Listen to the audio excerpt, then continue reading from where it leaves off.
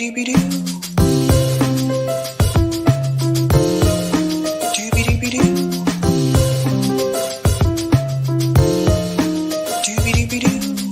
host, Sabrina Salvati.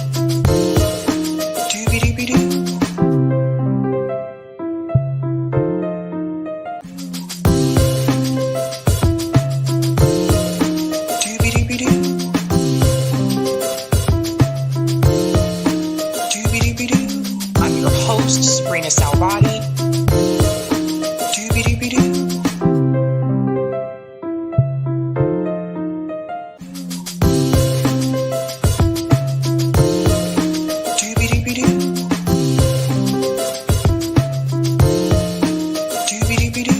I'm your host, Sabrina Salvati.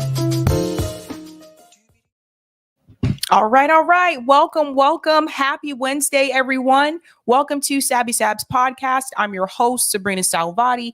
If you are new, I want to let you know that Sabs podcast is a part of Revolutionary Blackout Network. You can catch me there on Thursdays for the roundtable, and you can catch me there on Friday for the Sabby show. And you can catch me here Monday, Tuesday, Wednesday, and Friday. I want to give a big shout out to everyone watching on YouTube, Rockfin, and Twitter. And let's go ahead and get into it. So I want to give shout outs to people in the chat really quick. What's going on? Abel says all these options are criminals, period. He goes on to say, except third party. Yes, guys, please do me a favor and take that poll that's pinned to the live chat. I'm going to go over that towards the end, or actually we get into that story about Joe Biden's replacement. So go ahead and take that. Shout out to Hannah G says, oh, this should be good. Guys, I have a lot of receipts tonight. Shout out to Zach Sabby. Your poll does not include do not vote. That is my choice. That's true. I can only put 4 options. That's just how the poll is. So basically, if you would like to vote, take that poll and let me know what your decision would be. Shout out to Gamer and Ganja for Life says Breaking Point's been sold out. Oh boy. I have so much to show you about that.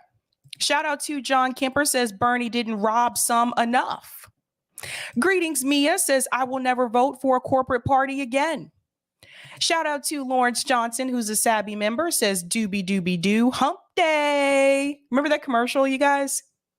What's going on, Yipper? Oh, it jumped. Oh, Yipper. What's going on, Yipper? Hi, everybody. Just in, Russia cut gas to Germany and the Netherlands. Richard Medhurst. Oh, that's interesting to know. Thank you for that update. Shout out to Leroy Beresford. I don't know why I said your last name, Leroy. I never do. Leroy says, comrades. Shout out to Ellie Mayo. Independent candidates only. Parties only divide us. I like your little picture there. It's like an emoji with little feet. It's cute. What's going on, Sweary Fairy says, happy hump day. What a day to begin. Los Gibbets. What's going on? Delthea Simmons, who's a Sabby member, says, hello. Greetings from the Tar Heel State. Good old North Carolina. You're bringing back memories, Delthea. What's going on? I don't know why this jumped again. Shout out to Greg Bruce, who's a Sabby member, says, hey, Sabby. What's going on? Jonathan Cooper says, hey, Sabby. Shout out to Eric T. Red, who's a Sabby member, says, hi, Wednesday, friends. What's going on? The Robert Escobar Show. Hello, Sabby. Anyone who isn't third or independent is complicit. Ooh. Shout out to Steve, says, hello, everyone. Greetings, Joe, says, hi, perfect people. What's going on, Andrew? Thank you for the super chat. For the poll, are we talking a primary or general? Ooh. Good question.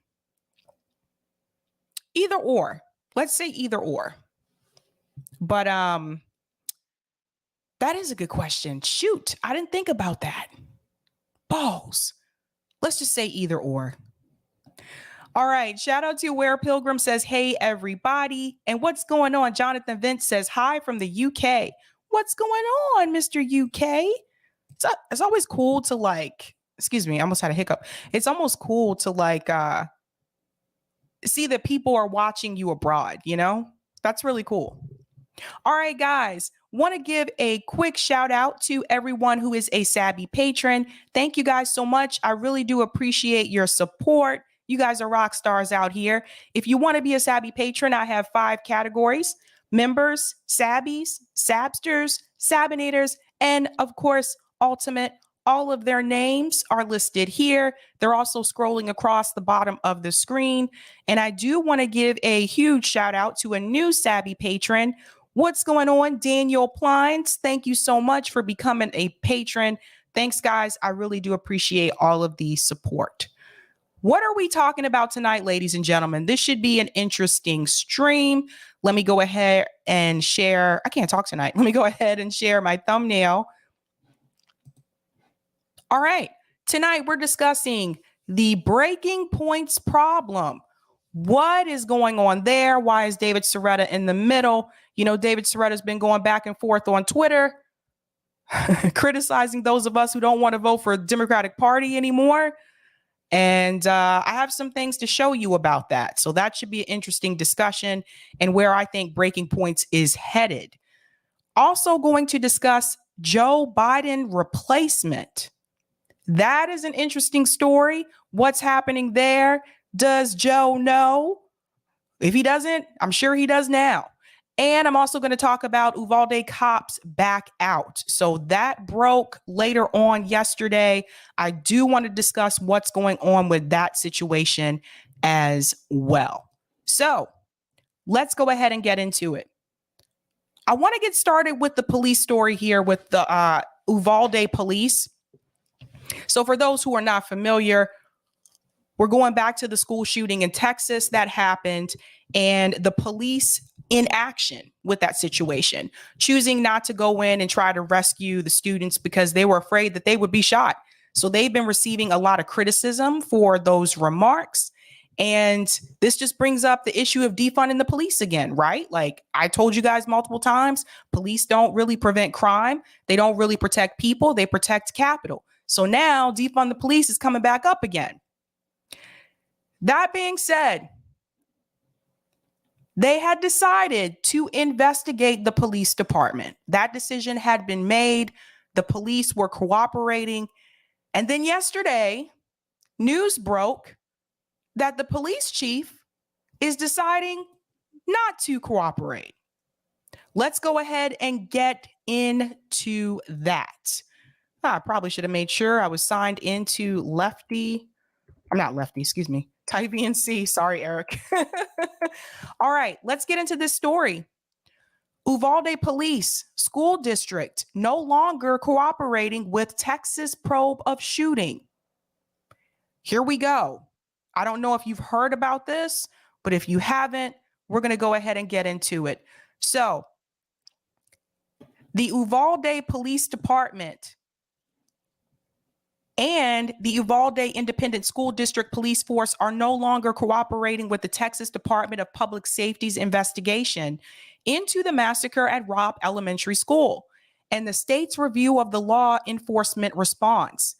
Multiple law enforcement sources tell ABC News. Let me go ahead and play the video for you.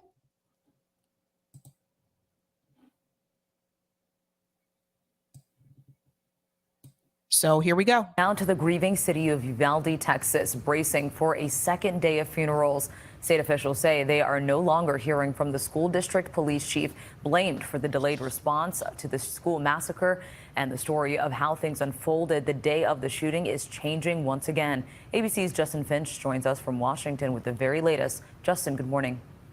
Mona, good morning. Several law enforcement sources tell ABC News Uvalde Schools police chief's refusal to cooperate came after the Texas Public Safety Director criticized that delayed response to Robb Elementary. That as Uvalde now begins days of final farewells.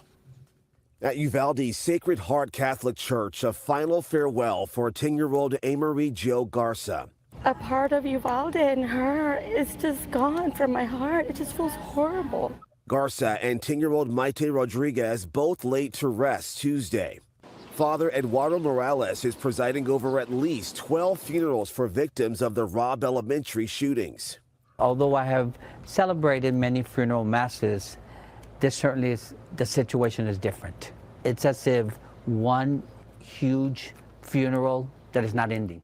Funeral after funeral as new details emerge in the tragic timeline that's brought Uvalde to its knees.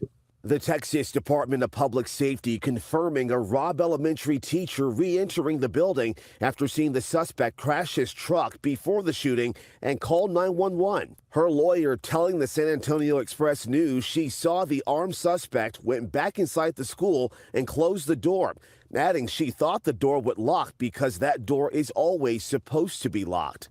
This as state officials. So that's another question that we need to bring up as well. Why was that door unlocked if it's usually, or if it's supposed to be locked? That's a question that we should be digging deeper into. Say Uvalde Schools Police Chief Pete Arredondo is no longer cooperating with its investigators after his initial interview. Law enforcement sources say Uvalde Police and Uvalde Schools Police are also not complying, but the state later released a statement saying both agencies have been cooperating. Several law enforcement sources tell ABC News Arredondo's refusal comes after the Texas DPS director called Uvalde's police delayed response the wrong decision. Arredondo reportedly ordered tactical teams to not go into a classroom, wrongly believing there was a barricaded subject, not an active shooter. So basically, to make a long story short, it seemed like they were cooperating with the investigation until there were remarks made about, or basically they were criticized for the way that they handled the situation. That was when they started to pull back and decided not to cooperate with them anymore. So this is the story that broke yesterday. And I'm sorry, but it's like there's no accountability. There's no accountability here. The fact that they can just choose not to cooperate. Let me let him finish this. ABC News has learned that Uvalde Schools Police were trained in March to confront active shooters. The response that day last week now under state and federal investigation. Mona? So they were trained to confront shooters. They were trained to handle those types of situations. And I find it hard to believe that just out of nowhere, they forgot how to do that. I think they wanted to protect themselves. I talked about this before a couple of nights ago. They were looking out for themselves, especially when you had the lieutenant in an interview say, well, we could have been shot. They could have been shot. They were looking out for themselves. It's really sad. Really sad. So I just told you this broke yesterday that they are now deciding not to cooperate with the investigation. If that was me or you, do you think we would be sitting at home just comfortably? Oh, yeah, I'm not going to cooperate with your investigation anymore. No, they would come find us. They would come get us. But see how law enforcement can just decide not to do what they're supposed to do when there's no accountability? Now, the police chief is now trying to say that that isn't true. So listen to this. He is questioned about this. Uvalde School Police Chief joins City Council, claims he's cooperating with the state probe. So he is questioned about it. I'm going to go ahead and grab, there's a video here, or there was a video here. I don't know what happened to that video. That's weird. That is strange. No video. Okay, well, listen to this. Uvalde School Police Chief Pedro Arredondo has joined the Uvalde City Council, growing his influence in the town a week after 19 students and 2 faculty members were killed at Robb Elementary School in a mass shooting, and amid unconfirmed reports that his department has stopped cooperating with a state investigation into the police response to that attack. Mr. Arredondo was sworn in on Tuesday. The council chose to forego a ceremony marking Mr. Arredondo's joining out of respect for the families having funerals this week for their loved ones lost in the shooting. He has denied the allegations that he is not cooperating with the Texas Department of Public Safety, claiming he is in contact with them daily. However, A report from ABC News suggests the Uvalde Police Department and Independent School District police force have stopped cooperating with the Texas Department of Public Safety's investigation into last Tuesday's massacre. Officials at both agencies decided to pull their assistance last week after Texas DPS Director Colonel Stephen McCraw said that officers made the wrong decision in waiting outside the classroom rather than immediately storming it. Multiple law enforcement sources confirmed the situation, reports the news organization. So let me see if let me grab that video, because there was a video where he was actually walking away from the question. Let me see if this is the one. Is this the one? And now, the Texas police. Let me see. Yeah, this is the one. I'll show you. Sorry about that, Eric. This is my bad. I want to show you how he responds to it, because I think this is important. You can tell a lot about people when they start walking away. So here we go. Here's the video. Now, this is where he is confronted. They're asking him about it. So here we go. Okay. Department. We're hearing from Uvalde School District Police Chief Pete Arredondo, who was the incident commander during the massacre at Robb Elementary School. We're not going to release anything. We have people in our community being buried, so we're going to be respectful. Arredondo has been criticized for deciding not to breach a classroom and confront the gunman who killed 21 people last week. The police chief not talking about this decision for the time being. We're going to do that eventually, obviously. And whenever this is done and let the families quit grieving, then we'll do that, obviously. The Texas Department of Public Services says Arredondo has not responded to a request for a follow-up interview with the Texas Rangers. However, he says he has been in contact with officials. We've been in contact with DPS every day, just so you all know. They said They said that you're not cooperating. I've been on the phone with them every day. On Tuesday, Arredondo was privately sworn into the city council seat he was elected to about 2 weeks ago before the shooting. Uvalde's mayor had planned a special meeting to swear in new council members, but that did not take place as scheduled. I just want to interrupt here and mention that this guy is now on city council. This guy, the one who made the decision not to storm the school, is now sitting on city council. That's scary. Let's continue. Instead, he says Arredondo took the oath in person and signed paperwork. This comes as the victims of the massacre are laid to rest. As Uvalde mourns, new information about the shooting has come to light. Officials now say the gunman entered Robb Elementary School through a closed but unlocked door. They initially said a teacher had propped the door open with a rock. We are told now that that she closed the door. She removed the rock that she had placed there before he came in. The video indicates that she closed the door properly, but it didn't engage. It didn't lock. And this story continues to change. Have you guys noticed that?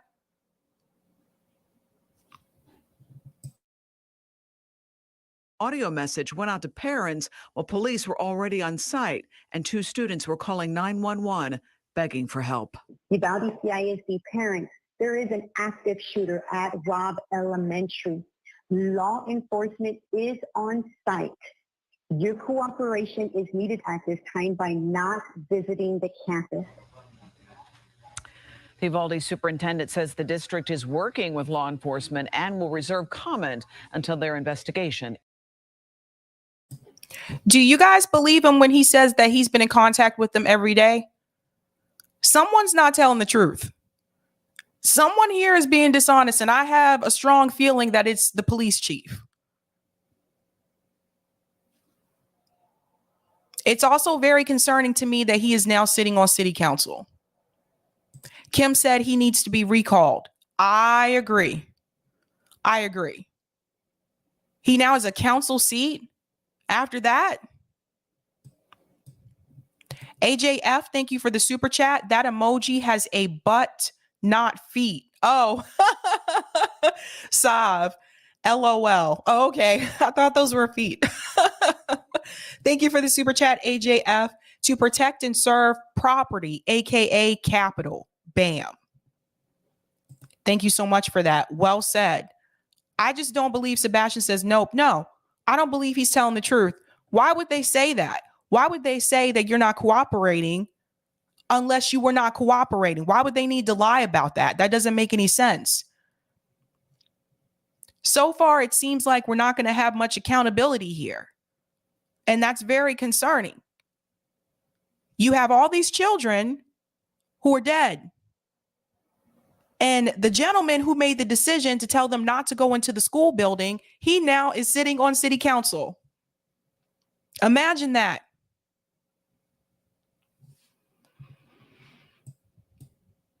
Saul said he won't be on city council long. Can you imagine those meetings? Yikes. I don't know. Jonathan said, I think the police chief probably has a different definition of been in contact. That's a good point. Peter said, I lived on the border. The people who are citizens hate the ones that aren't, even if they're the same race. It's a border thing. I don't understand it either. Interesting. That's good to know, Peter. John, he will be mayor next. What? It could happen. It could happen. But again, I don't think he's telling the truth. I don't think he's been in contact with them every day. Why else would they just say that? But the point I wanted to bring across with this story is that there just seems like there's no accountability.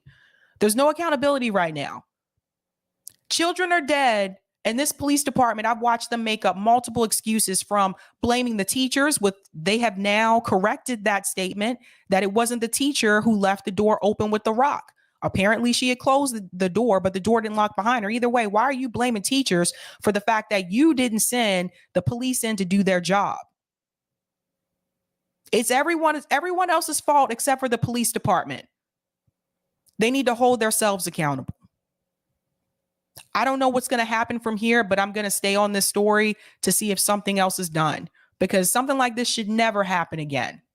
And if that means that they have to fire people, then they have to fire people at that department. Yeah, Lawrence, that's a good point. All the stories keep changing. Every day the story's different. It's a shame. It's a shame. I am going to go into my second story, and this is about President Joe Biden. So I don't know if you've been paying attention to this, but Joe Biden's approval numbers are continuing to plummet. He is not doing well. And now they are already talking about who will replace Joe Biden for the second term. Even though Joe Biden said he is going to run again, that doesn't seem to hold weight with his administration. So let's listen to this. I want to give a shout out to Case Study QB, always doing a great job. He says here, Fox News on President Biden expecting to run again, and Dem candidates who would run if he doesn't. And by the way, it's not just Fox News reporting this. CNN and MSNBC have also been discussing this as well. Wait till you hear who they have lined up to replace Joe Biden. I'm going to play this clip. I'm going to chime in between. I did find some inconsistencies. So let's go ahead and get at it. Some news by saying that you are going to run for re-election. I said that is my expectation. The president has every intention of running for re-election. I'm a great respecter of fate. Fate has intervened in my life many, many times. If I'm in the health I'm in now, if I'm in good health, then in fact, I would run again. I thought he was very transparent when he was talking like that, because that's the truth. President Biden and the White House say he will run for president as long as he's in good health, but who has a crystal ball? With his approval rating mired in the mid-30s now in recent polling, Democrats are reportedly considering other options behind the scenes, probably behind his back. So I do want to chime in here and just say for a second, even if Joe Biden was planning not to run again, I don't think that he would announce that to the public. I think he would keep that private, and maybe people in his administration may be aware of that, but I don't think he would tell people that right now, because that would actually help the Republican Party. Just throwing that in there. Just wanted to add that. Look at the lineup here, ladies and gentlemen. This is who they have. By the way, this is in ranking order. So they have Kamala Harris as number 1. So listen to this, and I'm going to chime in just a second. The Hill has ranked the top 5 Democrats most likely to win the nomination if President Biden were not to run for re-election. Most likely to win the nomination. To win. They actually think from the list of these politicians that they can actually win.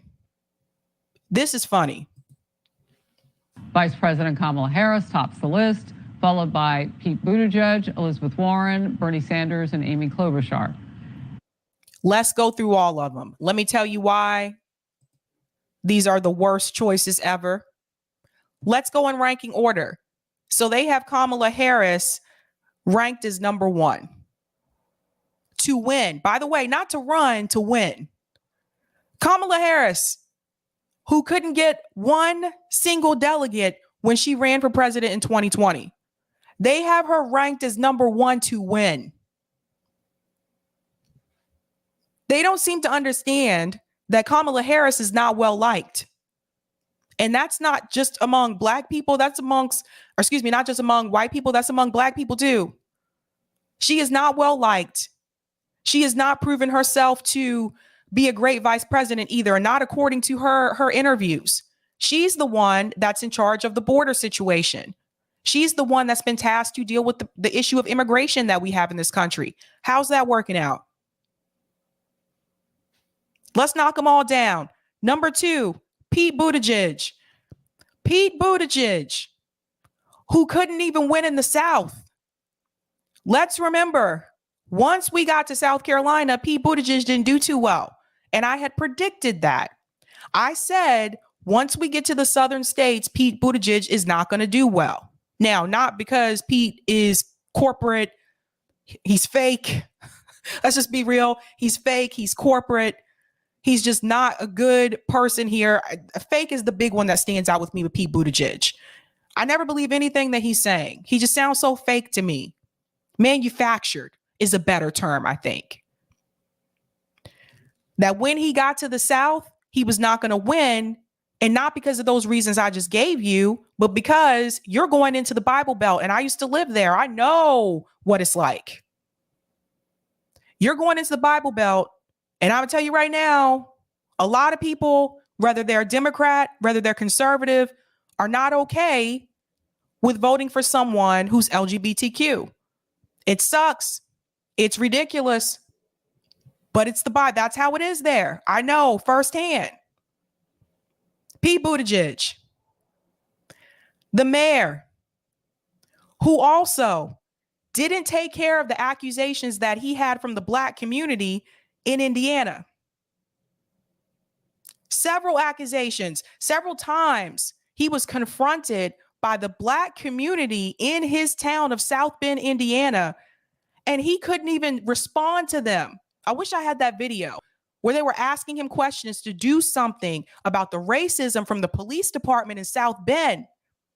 And Pete Buttigieg, instead of removing the racist cops, he got rid of the black police officer that told on them.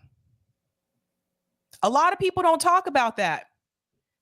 So when you hear a lot of these pundits on mainstream media pushing Pete Buttigieg, especially black ones, I want you to remember what I just told you about how he treated the black community in South Bend, Indiana. Case study QB. He's giving you a shout out, gamer. What's up, Case? Because they'll try to push Pete again. They'll try to push him again. I want you to remember that. So he's another one that doesn't do too well with the black population, and not just because of what happened to that community in South Bend, but also because of the fact that, unless we got to be real here, Bible Belt or no Bible Belt, you still have a large portion of the African American community that's not pro LGBTQ. It's a problem. I've talked about it before. Those of us at RBN have talked about it. So they got him ranked as number 2 to win. And remember, the Democratic Party cannot win without the black vote. So why would the Hill rank him as number 2 to win? See, this is why you need to listen to black commentators. This is exactly why. Because we have that lived experience. Number 3, Elizabeth Warren. Elizabeth Warren, who couldn't win her own state of Massachusetts here. They have her ranked as number 3 to win. The same Elizabeth Warren, she bragged about, I'm a capitalist. The same Elizabeth Warren, and I still go by this day. I really believe that Elizabeth Warren's entire role when she ran 2020 was to split up the Bernie vote. Why did she stay in during Super Tuesday? At that point, she knew she had no chance to win. Not one. John Hickenlooper called it months before when he dropped out of the race. And he said, I dropped out because I realized a long time ago, this race is only between 2 people, Joe Biden and Bernie Sanders. Elizabeth Warren knew she wasn't going to win. She stayed in during Super Tuesday again to split the Bernie vote. Now, for those of you wondering, why did some of the people who supported Bernie in 2016 support Elizabeth Warren in 2020?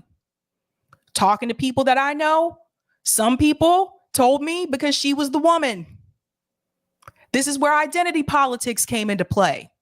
Yes, I knew some people who supported Bernie in 2016 that come 2020, they decided to support Elizabeth Warren because she was female and they wanted to have a female president who was also progressive. That's Elizabeth Warren's role, the snake. Ranked 3rd to win. Number 4, Bernie Sanders.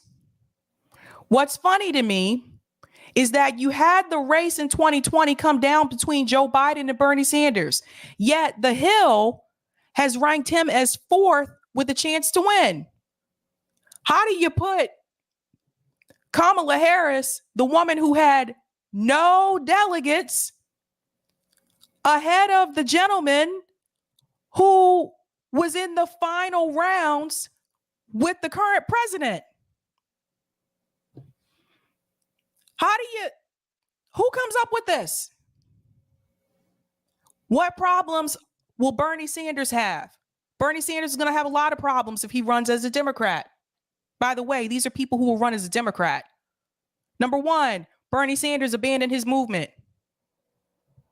Some of the Bernie supporters ain't feeling burn no more. They're not feeling the burn. They're not saying not me, us. They're saying goodbye, Bernie.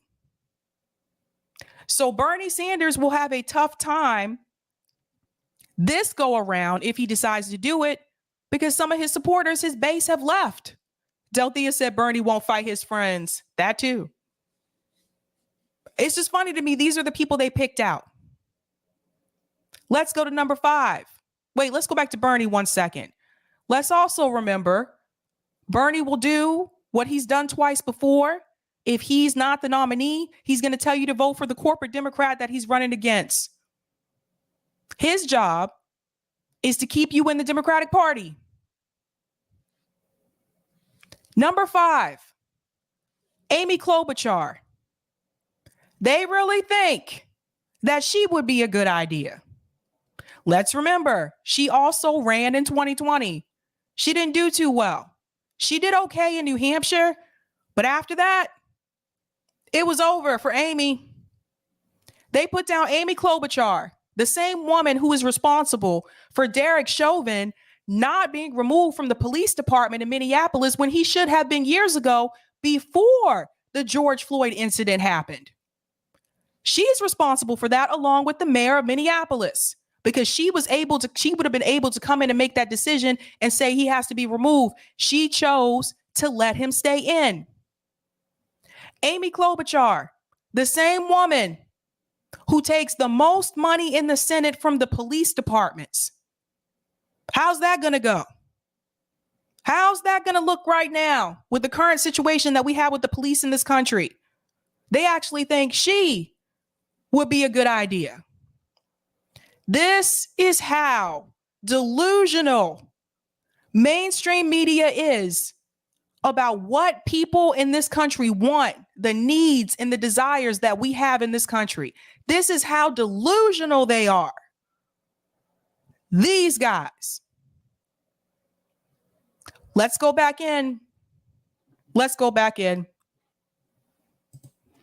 Power panel now. Mercedes Schlapp, ACU Foundation Senior Fellow and former Trump White House Advisor for Strategic Communications. David Carlucci, former New York State Democratic Senator. Great to see you both. So, David, I'm going to start with you. It would have to pretty much be behind his back, because we haven't heard the president say he's going to sit down. What is it like for discussions like this? I mean, So again, I don't think, even if Joe Biden has secretly decided not to run, I don't think he's going to announce that to the American people right now. You're a strategist, so what's the strategy? Well, I think right now, all eyes and effort have to be on the midterms. And the reality is that we don't have a crystal ball. You're right. We have a better chance of picking the winning Powerball numbers than to know who's going to be the next president of the United States if Biden is not the candidate. I mean, all we have to do is look at the last election when President Trump was a candidate. If we were 2 years before that, we would have no idea that Trump would have been the president of the United States. So the economic climate is changing more rapidly than ever before. The political environment is changing more rapidly than ever before. So I think it's very plausible that you will see someone that's not even on that top five really start to make it to the up. Hold on. Let's go back. Let's go back a little bit here where he said right about here. Last election when President Trump was a candidate. If we were 2 years before that, we would have no idea that Trump would have been the president of the United States. So the economic climate is changing more rapidly than ever before. The political environment is changing more rapidly than ever before. So I think it's very plausible that you will see someone that's not even on that top five really start to make it to the upper echelon if Biden is not the candidate. Okay, let's talk about that for a second. Is it possible that someone who was not listed could actually jump ahead of all of them? Yes. I don't think the people on that list are good choices. I'm trying to say this without laughing. I don't think the people on that list are good options. I'm sorry. They just, no. So yes, someone could come out of nowhere and pass all of those people. They need to knock Kamala Harris to the bottom of that list, by the way. But that could happen. Let's go back in. Yeah, that's really answered. Yeah, you know what, you tried to cover every base there. By the way, the economy just isn't on the move. It's plummeting, but we'll move on. Mercedes. Well, I got to tell you, I think you see that a growing number of Democrats would prefer that Joe Biden not run again. But the reality is, Harris, you know who's in charge of the Democrat Party, and I'm curious to see what David would say. But it's Barack Obama, and he will be the one who I think would make very strong recommendations to Joe Biden, whether. Okay, this is a problem. Let's go back right here at the beginning when she makes this statement. I want you to catch something that she says. Give me just a second. Right about here. Listen to this really quick. Plummeting, but we'll move on. Mercedes. Well, I got to tell you, I think you see that a growing number of Democrats would prefer that Joe Biden not run again. But the reality is. That part right there. A growing number of Democrats would prefer that Joe Biden not run again. But you got to get that little but in there, because this is the part the rest of this conversation shows you it's not really about what we want, though. Even though we're the voters, they're public servants. They're supposed to work for us. It's not really about what we want. Listen to what she says. Harris, you know who's in charge of the Democrat Party, and I'm curious to see what David would say, but it's Barack Obama, and he... You know, I love it when they just prove, or when they say the quiet part out loud. I'm sure Democrat voters, most of them would not want Joe Biden to run again, but we know who's in charge of the Democratic Party. It's Barack Obama. Say it out loud for me. Thank you. What does that tell the American people? What does that tell you? Does your vote really count as much as you think it does? When they just outright told you that somebody else is in charge of the party, the fact that Barack Obama is no longer president and he's still making chess moves from behind the scenes, that is deeply problematic. He did this in the 2020 election. He came out of nowhere and started telling people to drop out of the race so that Joe Biden could win. That's how pathetic Joe Biden was as a candidate. The fact that Obama is able to do that should frustrate everyone, whether you're a Democrat or whether you're a Republican or independent. He should not be able to do that. Your vote is really supposed to count. It's really supposed to matter. But the fact that you have people who aren't even in office anymore making decisions as to who is going to run the country, and you have the voters believing that when they go to the polls and they cast their vote, that they're actually making the choice. This is why I tell you we do not have a democracy. They have already chosen the people that they want. They select them in back rooms. And what we do is really more so performative. We go out there and we fall for it every time. Democrat bad, Republican good. Republican bad, Democrat good. And they're playing all of us. All of us. Let's go back in. He will be the one who I think would make very strong recommendations to Joe Biden whether to run or not to run. What we got to be watching for is obviously... So she's just telling you that Barack Obama will be the one to tell Joe Biden whether or not he should run again. Who in the hell is Barack Obama? Joe Biden can't make his own decisions, and he's the president of the United States.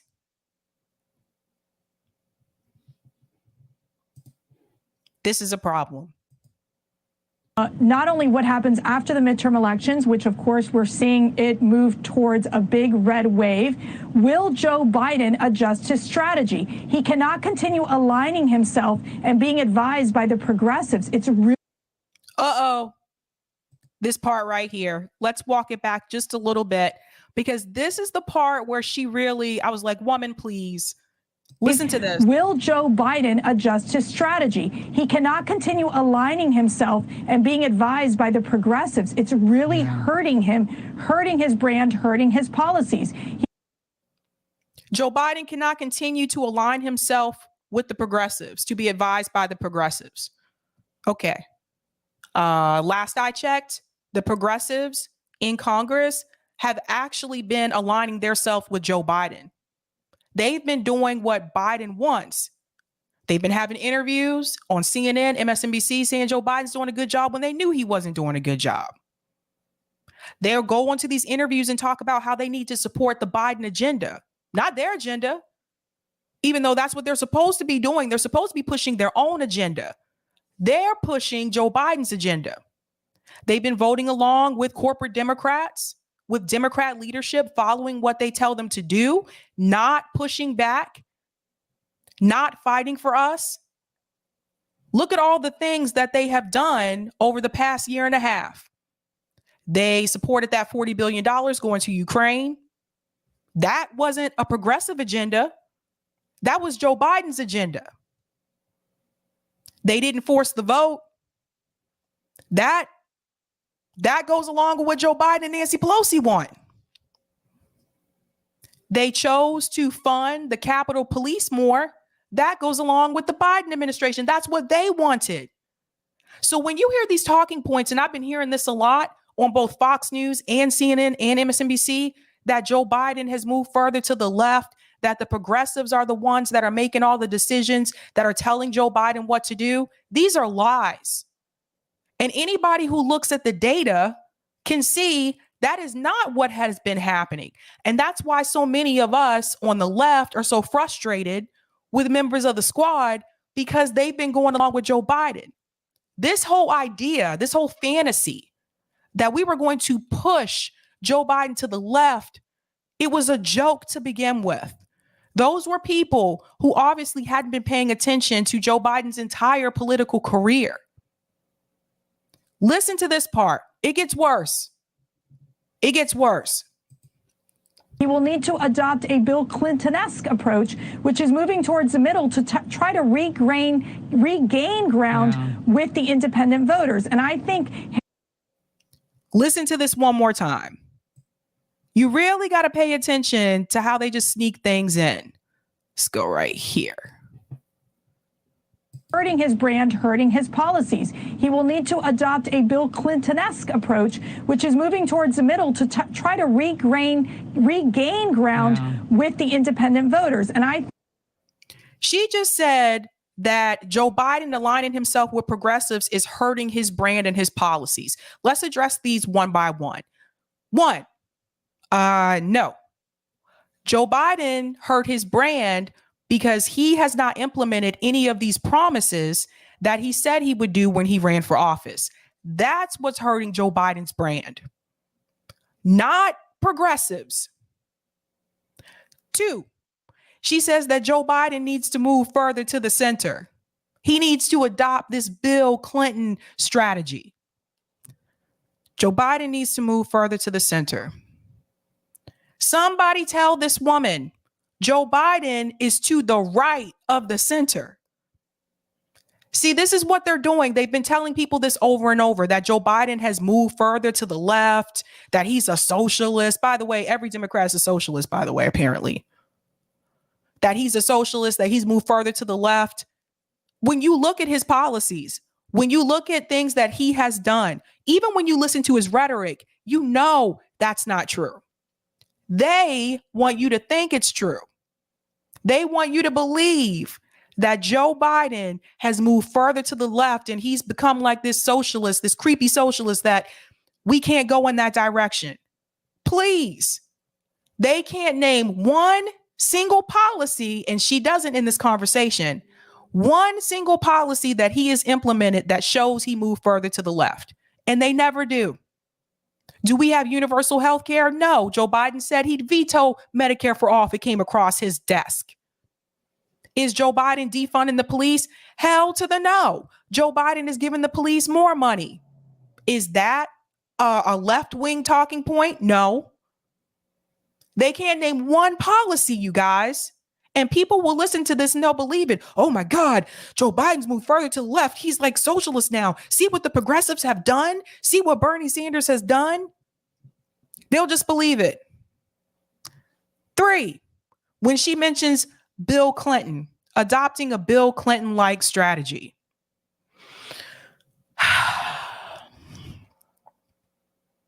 I think what people need to understand is that times are a lot different now than they were when Bill Clinton was president. Adopting a Bill Clinton strategy, he co-wrote the crime bill. He co-wrote the crime bill. Bill Clinton approved the crime bill. They were already like this. This idea that you have to be in the center, what it shows you about our country and about the way people look at politics in DC, they don't really want to do anything for the people. They think the term moderate is a good term. And it's really interesting to me, and I'm going to play this later on tonight in the stream. They really like this term moderate, right? What did MLK tell you about the moderate? And these are the same people who will praise MLK. And you can tell they really did not listen to anything that MLK said because he's talking about them. This is terrible. Let her go on. I think, Harris, that's what we're going to have to watch for, is where Joe Biden shifts towards, whether it's the progressives or more to the moderate, to determine. More to the moderate. They're still trying to make it seem like Joe Biden is to the left. See, I told you. And it's not just Fox News. The liberal networks are using the same talking point. The liberal networks, CNN, Don Lemon, all of them are telling you he needs to go. We need to be moderate. We need those moderate Democrats. Brian Stelter has said this time and time again. We need to be moderate. So here you have a right-wing network and a liberal network saying the same thing, that you need to be moderate. And all that does is just prove again, these two parties are not that different. None of them really want you to go to the left because they don't want you to do stuff for the people. I told you, both Republicans and the corporate Democrats despise the left. And whether he can run again and improve his poll numbers. Those are great points. And I would just push back in this way. There's no way he can become Bill Clinton. He doesn't feel anybody's pain. He needs to be saying that he feels Americans' pain at the pump now, and needs to have been saying it since last fall when he first tapped the oil reserves in an Why doesn't he feel anyone's pain? Because he's not affected. We're going to talk about, when I get into this next story about David Sirota, we're going to talk about why some people don't really feel the pain of people who are working class and who are poor because they're not affected. Joe Biden is of a class that most of us are not. Financially, he'll be fine. So does it really matter to Joe Biden that we're paying more at the pump, that groceries cost more for us, that the price of pretty much everything has increased? No, he's all set. manner. I don't think he feels anybody's pain. Those polling numbers have got to hurt. He's making the hard decisions. The polling numbers, you look historically, I was looking at some Gallup poll numbers from 1994 that showed Bill Clinton in the 30s heading into the midterms. And then who got elected in 1996? President Bill Clinton. So I think. Let's talk about that for a second, because there's something that he leaves out. He talks about the fact how Bill Clinton had really low poll numbers and he still won. So he's given the idea that just because Joe Biden has low poll numbers, that still doesn't mean he's not going to win in 2024. But he leaves something out about Bill Clinton. Listen to this. Gallup poll numbers from 1994 that showed Bill Clinton in the 30s heading into the midterms. And then who got elected in 1996? President Bill Clinton. So why did he get reelected again? Why did Bill Clinton win again? Who was Bill Clinton's running mate? Bob Dole. Bob Dole. And if I'm not mistaken, I believe Ross Perot ran again. He did not have a strong challenger. Bob Dole, the guy who talked about himself in third person.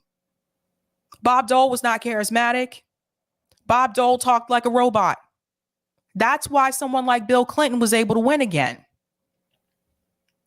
Now, if you have someone go against Joe Biden and they are a strong challenger,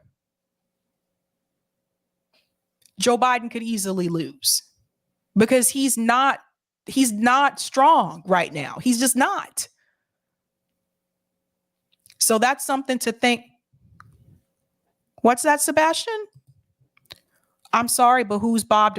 No, my God. Sebastian. All right, guys, I need to show Sebastian who Bob Dole is. Give me just a second. I'm going to finish this video first, but I want to show you a picture of him. I'm sorry. I don't know the age group of everyone in the chat, but I'll show you in just a second. Let me go ahead and finish this. I think to push forward and look into that crystal ball is very difficult, and especially now, too. I think you made your point that you think on the Democrat Republican side. You think the midterms are where you're going to put everything, and Mercedes made a beautiful point. If that's the guy you're banking on for the midterms, Republicans buy the drapes for the offices. All right, let's move on. Whew. Look, if you are still, into the two-party system, if you're still a proud Democrat and you want to, the Democratic Party to do well, Democratic Party is in trouble this year. The midterms are going to be a disaster for the Democratic Party. Let me show you who Bob Dole is. I'm sorry, Sebastian. I don't know how young some of you are in the chat. So sometimes I just talk about people from the past and not thinking about the fact that you guys may have no idea who I'm talking about. So this is Bob Dole. And if I remember correctly, I think Bob Dole was injured or something. And I think it was in combat. So you need to go watch like some Saturday Night Live skits because they used to make fun of Bob Dole a lot. But yeah, he had this thing where he would talk about himself in third person. So for example, Bob Dole is not going to cut your taxes. Bob Dole is not going to increase your taxes. He would talk about himself like that. It was actually kind of weird. So they used to make fun of him a lot on SNL. Oh boy, that's the Bob. I'm gonna go to some of the comments really quick. Rebel says Trump is laughing. I bet he is. Thank you for the super chat, Musey Pews. Thank you for your efforts. Thank you so much. Thank you for this super chat. I seem to be a verb. No one wins the Democratic primary. The candidate is selected by the corporation. Well said. Dead people things. The parliamentarian has more power than all five of them. Ouch. Just hit it right there. Like, that hit me.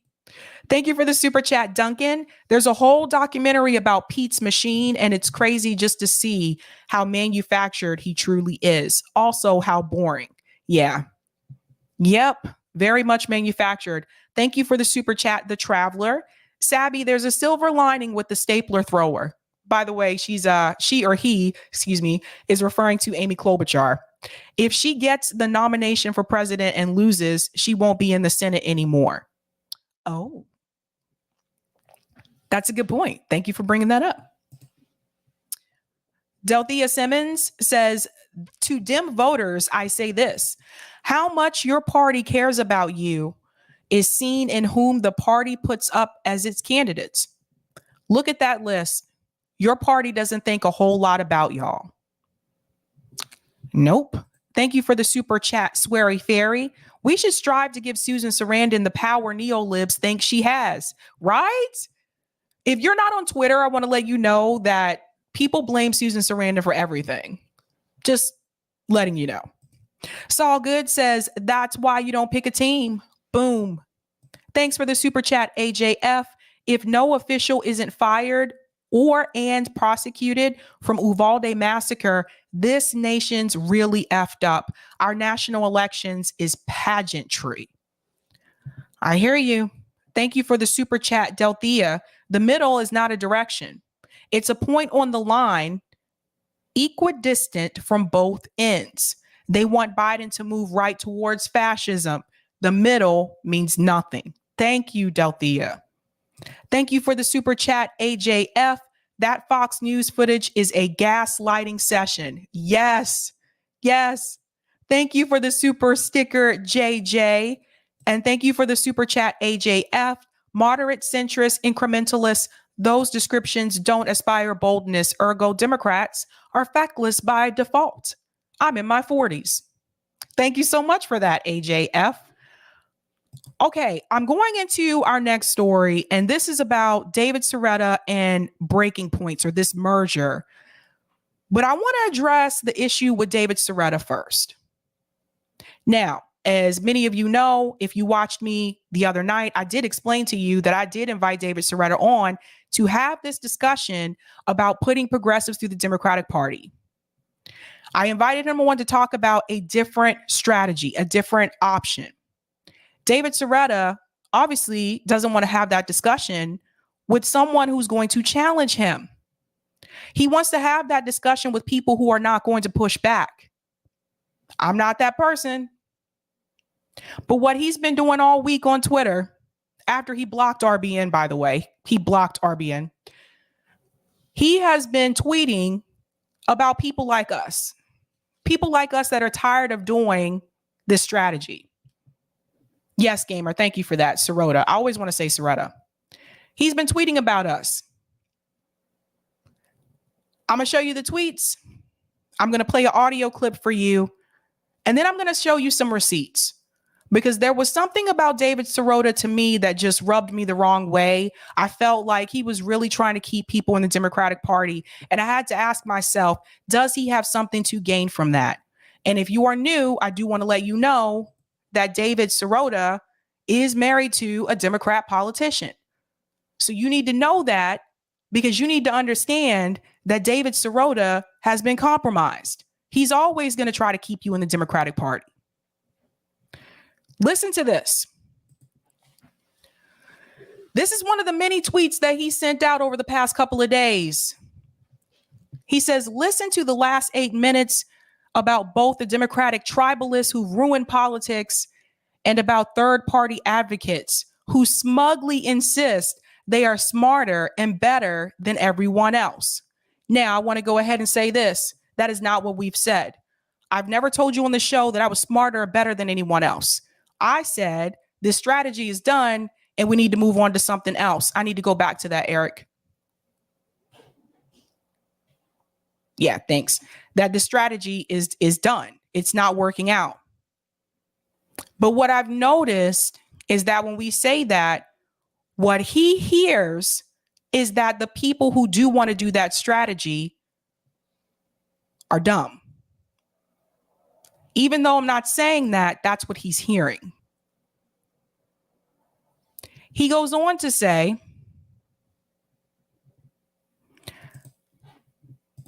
trying to fix the Dem party, great. Trying to organize for a third party, great. All of it can be constructive. Now, this is the opposite of what he said on Crystal Kyle and Friends. So now he's trying to backtrack. Only total narcissistic assholes pretend these are intention.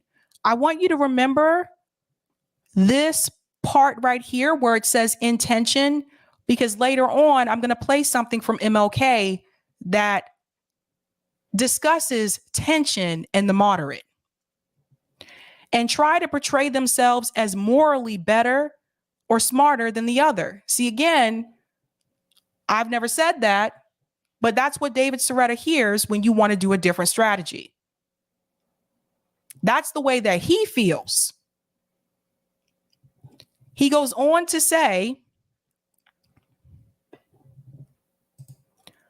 one thing to add, there's a lot of online tweeting about third parties at the glamorous presidential level and not very much offline third party organizing at the unglamorous local level. That's actually not true. And if David Sirota would have actually had this conversation with those of us at RBN, he would actually know about people who are organizing on the local level. But he doesn't, because he doesn't talk to working class people. He doesn't talk to people outside of his class. He doesn't talk to people outside of his bubble. He talks to people that make him feel comfortable. This has been an enormous problem for third party building, says the guy who's trying to keep you in the Democratic Party. So, David Sirota did an interview recently. It's an audio interview. I'm not going to play the entire thing, but there's a portion of it that I do want you to listen to, and I'm going to comment on it. I'm going to point out certain things that he says, and then I'm going to show you some receipts about David Sirota and why he's trying to keep you in the Democratic Party. So let's go ahead and play here. Into the Democratic Party in order to get them elected and to eventually kind of take over the party and to kind of reorient it in this. Oh, by the way, this is from the podcast called The Insurgents. And I didn't have to dig for this because David Sirota shared it on Twitter. So there's that. More progressive direction. I know you're still kind of excited about this prospect, but do you still believe, like, fundamentally that it's possible to I wouldn't say I'm excited about it, but yeah. But do you still think it's Pay attention to what he just said. I wouldn't say I'm excited about it. Not excited about that strategy. But yet he wants to criticize and point fingers at people who don't want to do the strategy anymore. And here he is admitting he's not excited about it. So how are you going to get people excited about something you're not excited about, David? Let's go on. Believe that it's possible to actually democratically reorient the Democratic Party into that more progressive direction, to kind of wrestle power away from the establishment. You know, it talked about all these really important issues, like in Don't Look Up, the future of the planet, the climate crisis, even this kind of gradual process of running candidates into the Democratic Party. We're still talking about a multi-years long project in order to even get to the idea of possibly gaining power. Ultimately, do you... So the gentleman who's interviewing him says this is a multi-years project. Listen. I think this is enough to deal with the crises that America's facing, or do you think there needs to be more? I'm not sure it's multi-year in the sense that I think one thing recent history has proved is that things can change very fast. So I'm not sure it's multi-year. What's changed very fast by putting progressives through the Democratic Party? What has changed very fast? I'll wait. Just because people won, does that really mean anything if they didn't fight for us? Does that really mean anything when they've sold out and they're going along with corporate Democrats? No, it doesn't mean anything. What changed very quickly, David? But yes, it's not an easy slog. Look, I am in many ways tactically agnostic, and I think people get hung up on, can the Democratic Party get remoored, changed, or do we need a third party? And frankly, I find one of the most annoying kinds of folks out there are the people who say, oh, both parties are corrupt, and anybody who thinks changing the Democratic Party is a worthy goal or can even be done is an idiot, and I'm a smart person because I vote third party. Listen. See, again, that goes to show you that's what he hears. When we say both parties are corrupt, we're going to vote third party or independent, or some people decide not to vote at all. We're going to focus on direct action and mutual aid. What he hears is that anyone who does that strategy is stupid, because that's how David feels. That's not what we've said.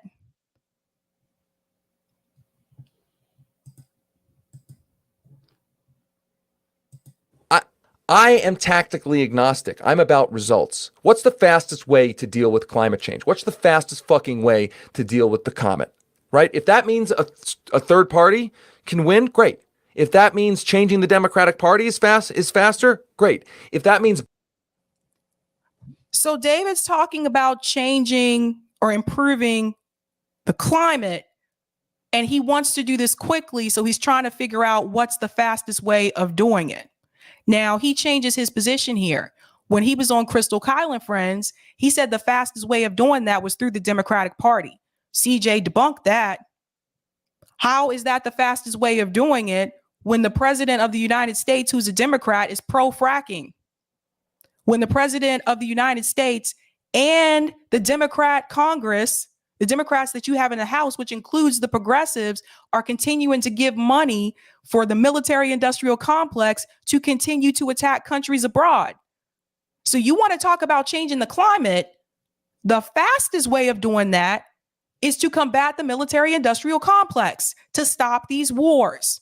Is that going to happen through the Democratic Party? No, it's not happening right now. Damn sure hasn't been happening the past couple of years, because both parties are pro-war. Now, in this segment, now he comes back and he says, well, whether it's through third party or Democratic Party, I'm fine with either one. That wasn't what he said on Crystal Kyle and Friends, and CJ corrected him. Both those things at the same time, great. I think we're stuck in a system right now that preferences a two-party system, and the two parties basically suck. And I don't buy that. Here he is telling us the two parties basically suck. Okay, David, then why are you still trying to keep us in the Democratic Party? People are more enlightened or smarter or more pure who say. He keeps bringing up this smarter issue. Again, he keeps bringing this up. That's why it tells me this is exactly what David hears. I'm never going to vote for a Democrat no matter what because both parties are corrupt. Voting is not a religious fucking experience, right? It's not an experience of self-expression. If you think voting is self-expression, you don't, frankly, in my view, you don't really understand the system you're living in. Voting is. Do you understand the system that the rest of us are living in, David? I'm talking about people who are working class, people who are poor. Hell, also, you might as well include middle class now, too, as a part of this with inflation. Do you understand the system that we are living in? Because you're not a part of our class. You're like way up here. We're down here. You're not in the same class as us. Do you understand what we're dealing with? There's one way to try to get what you want. So when you go and vote in a general election and you're faced with a white nationalist fascist versus a shit Democrat, let's correct his framing here. He sounds really nervous on this call. He sounds really nervous. He sounds a little unhinged, a little uncomfortable. Let's change his framing here. When you go in to vote for a general election and you're faced with the option of a white nationalist fascist versus the Democrat candidate, David Sirota is separating the two. He's assuming that Democrats can't be white nationalist fascists. That's a problem. Democrats are racist too. I live in Blue, Massachusetts. There are racist Democrats, boo.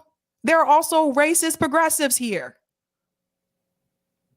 Did you catch that? You see how he's separating the two? He is linking racism with the right and pretending like there is no racism with the Democratic Party and on the left. This is why you need to listen to Black commentators. This is why. David Sirota has a large following on Twitter. He reaches a lot of people. And this is the problem with having rich white leftists be the primary narrative in this space. They don't get it. They don't understand. You critique them in any little way and they get all bent up out of shape.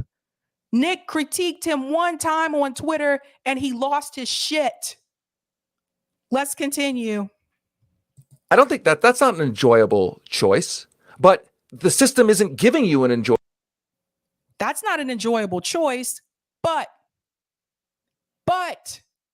he wants you to do it anyway.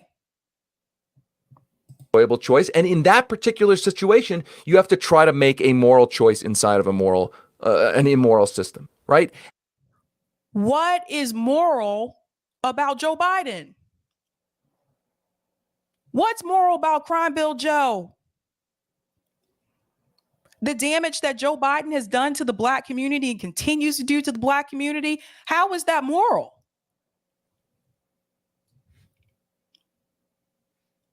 Notice he said the but. He wants you to do it anyway. You know why? Because for people like David Sirota, they have no sense of urgency. David Sirota is well paid. He doesn't have to worry about health care. He doesn't have to worry about student loan debt. Remember, he also works for Hollywood. He's not just a journalist. No sense of urgency. He also mentions the only options as electoral. Nothing about direct action, nothing about mutual aid, nothing about getting out in the streets and flipping this motherfucker, okay? Nothing about that. And David Sirota knows that the civil rights movement didn't happen through electoral politics. That happened through direct action and a lot of pressure on politicians. So why is David Sirota pretending like the only thing that you can do has to be done through electoral politics? And if you know in your heart that third-party infrastructure in that particular race hasn't been built, and that thus voting for a third party is incinerating your vote. And here we go with the you're wasting your vote if you vote third party or independent. He's one of those people. I want to remind you, Jill Stein was on the ballot in 45 states in this country. Infrastructure was set up for Jill. You have Green Party candidates that have assumed local office in the United States. They do really well on the local level. And arguably helping the fascists, then why? If you vote third party, you're helping the fascists. Do you see the problem with the framing? Do you see the problem with the framing? He's the person that will tell you, I understand you don't want to vote for those two options because they're both bad. They're both bad. But he's also telling you, if you vote third party or you don't vote, then you're letting the fascists win. That's that guilt that they throw in at the end to keep your ass in the Democratic Party.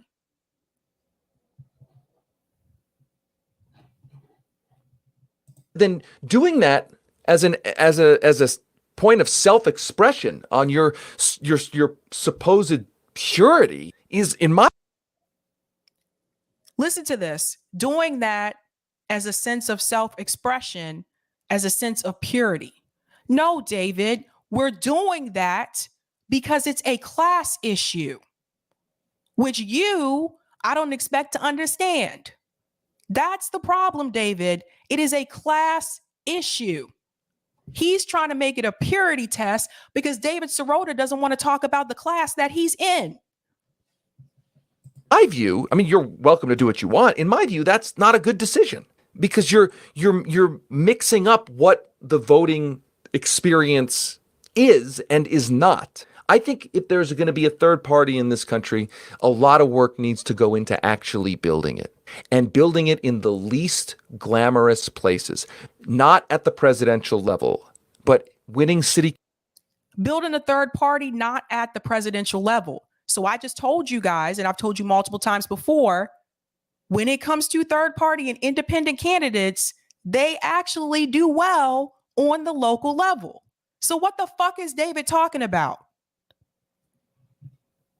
Council races, winning state legislative races. And I think there's coalition models where you've got DSA endorsing Democratic candidates. You've got the Working Families Party that goes into coalition, sometimes goes into opposition with the Democrats. Bro, I got to shout this out. Katie Lewis said, bruh, who the fuck is he to tell us what the voting experience is? Thank you so much for saying that, Katie. Thank you so much. For those who don't know, David Sirota was Bernie Sanders' speech writer. I'm going to get into that in a second too. Democratic Party. And I think people who get hung up on, it goes back to this tactics and values thing, this idea that it's a fool's errand and everybody's impure and a terrible person. It's a fool's errand. Who are you talking about? Shama Sawant, David?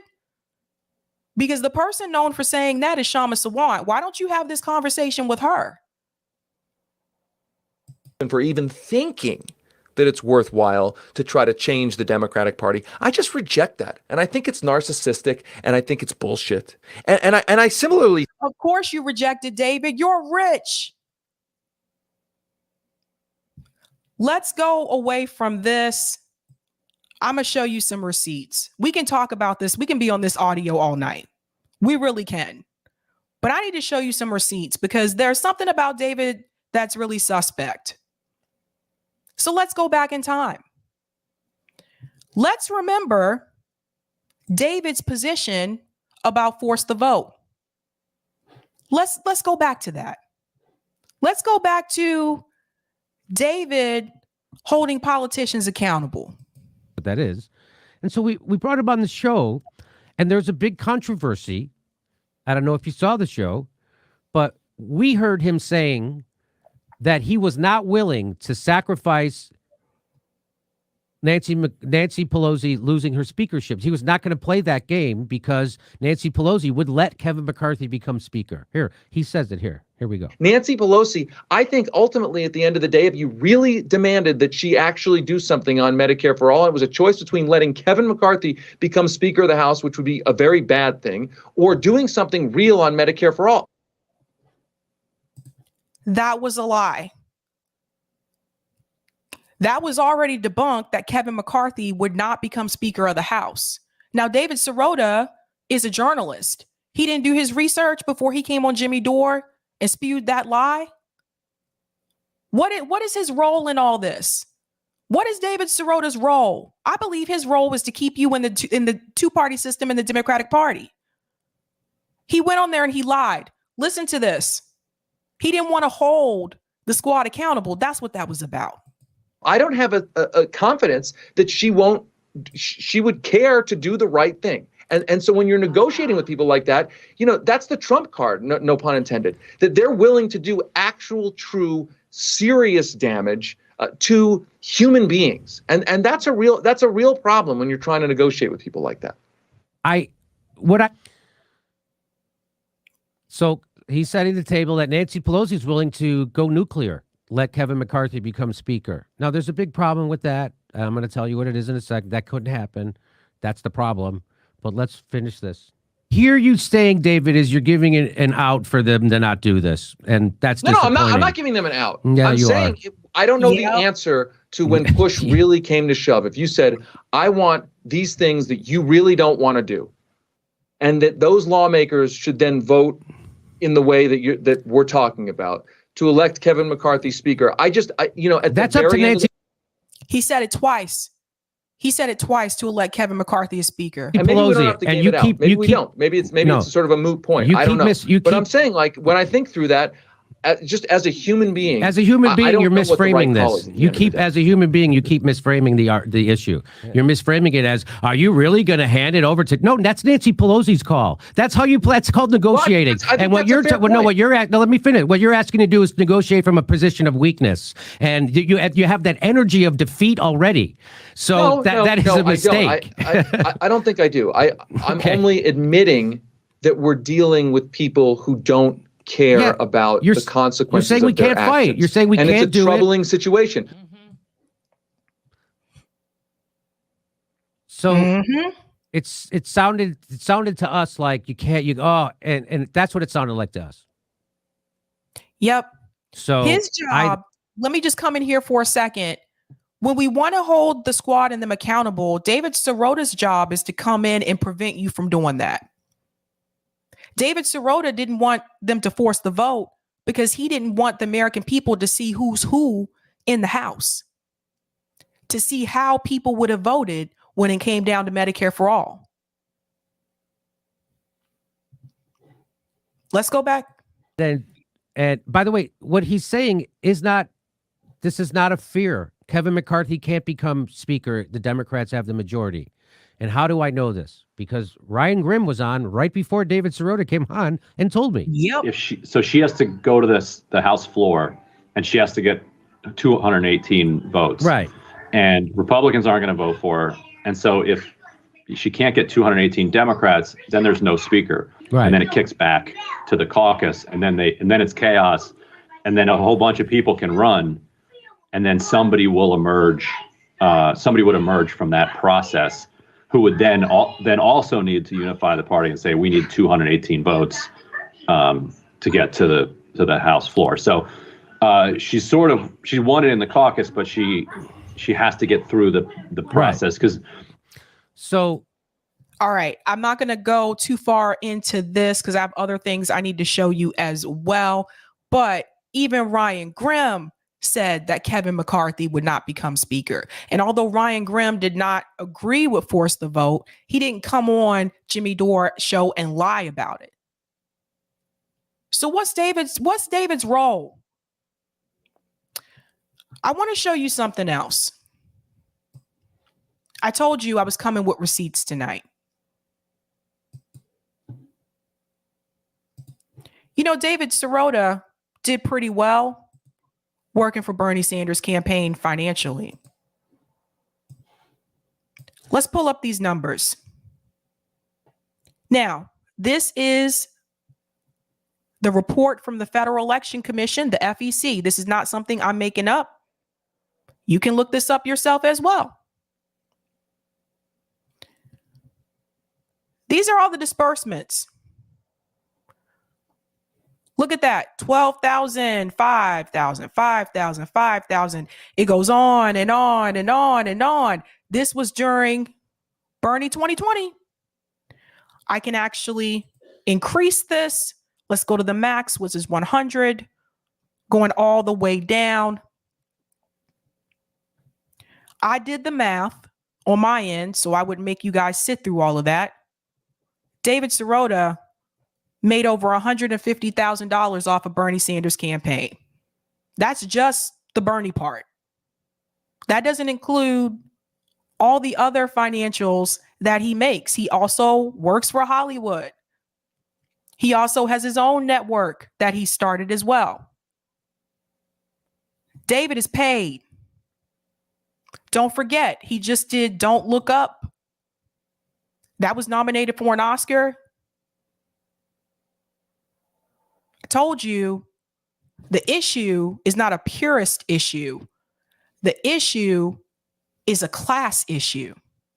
That's where the divide comes in. Let's go to receipt number 2. You know, David, David, you got some explaining to do. I told you there was something off about David Sirota.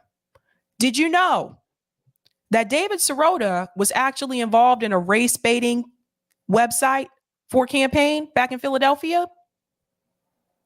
New Sanders aide apologizes for role in race baiting 1999 website. Now, this news broke in 2019. David Sirota, who is Bernie Sanders, announced this week would be joining as his campaign speechwriter, was hired by the senator for a different job 2 decades ago. Let's go down here where it says 1999. In 1999 mayor race in Philadelphia, Sirota was tied to a fake website apparently intended to scare off white residents from voting for a black opponent. I'm not making this up myself. Eric, if you want, you could put the link to this article in the chat so people can read the whole thing.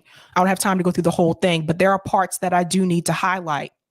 And if he tries to come back and say that this did not happen, here's the statement from him right here. I deeply regret being involved in this whole incident. There you go. I'm absolutely ashamed that it happened, and I have felt genuinely terrible about this for 20 years. Even though I was a junior political staffer, I should have known better and certainly do today. Really doesn't matter if you were a junior political staffer, David.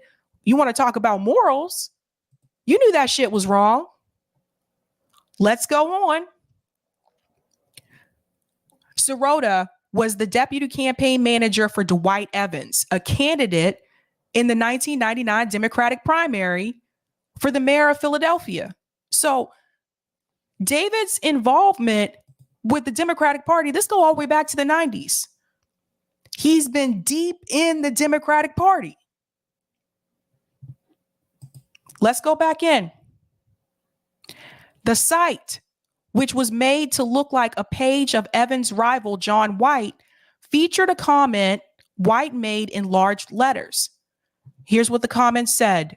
The black and the brown, if we unite, we're going to control this city. Now, here's the problem.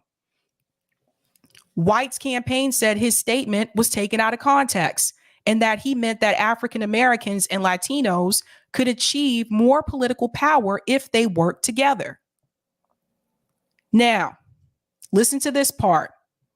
The revelation that Sirota was linked to a race baiting website comes as Sanders is trying to make inroads with middle-aged and older African-American voters who he failed to win over in 2016. So you see how something like this hurt Bernie's campaign with black people? You see, it's making a little bit more sense now, right? Right? Let's go back down here. Evans, who is also African American, was seen as competing with white to win over white voters. Evans said at the time that Sirota was in his early 20s, had been overzealous. He called the bogus website Dirty Tricks. The site was registered to the address of Robert Richmond, a friend of Sirota who lived in Massachusetts. Evans believed that Sirota had not made the website himself, but discussed it with Richmond. I found out they were basically talking to each other and one thing to another. Now listen to this. At the time, Sirota denied any direct involvement. Did you guys hear that? At the time when he was accused, he said he had no direct involvement. And Richmond also initially claimed that he was not involved. But then when he was busted, he came back later on and issued an apology right here. I deeply regret being involved in this whole incident. So again, who is David?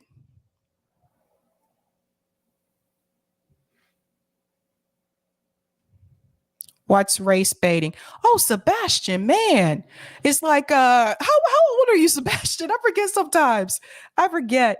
It's like when you try to use race to like get people to either do something or to not do something. And in this instance, that website, they were trying to make it so that the white voters would not vote for the black candidate. That's basically what they were doing. It's really fucked up. Let's go to the third receipt.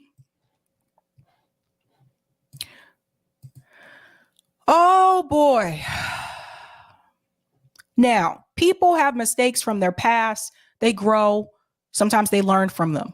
But it's kind of suspicious when you be deleting stuff that you put out there for the world to see. So now this was fairly recent. Now this was shared by Blake Flayton. He said the grand finale. This is from David Sirota. I worked at APAC for a few months after graduating college. It's a terrible organization that is ruining the world. For those ready to tweet that I'm anti-Semitic, I'm Jewish, F you. This tweet has been deleted.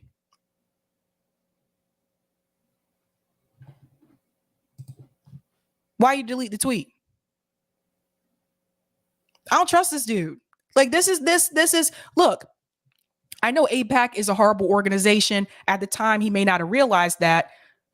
Later on, he did and left. APAC is an organization that's been pouring in big money to stop the progressive candidates from winning against these corporate Democrats.